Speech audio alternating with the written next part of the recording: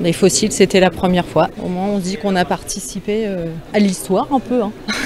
C'est dans des fûts contenant des pierres de faible valeur que la douanière Claudie Drouet-Monceau et ses collègues découvrent ce butin en août 2013 sur le port du Havre.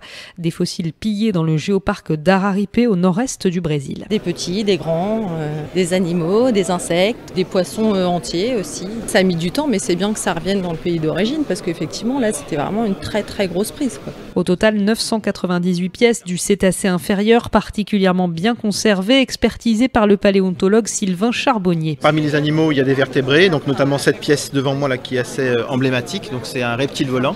Les insectes, vous avez le corps, vous avez les ailes, on voit les antennes, les poissons aussi. Vous avez non seulement le squelette, vous avez aussi les écailles. C'est une saisie exceptionnelle parce que là, ça documente un moment où l'Amérique du Sud était encore accolée à l'Afrique. Donc ces fossiles, ils témoignent de cette époque. Montant estimé à la revente, plusieurs milliers d'euros par fossile.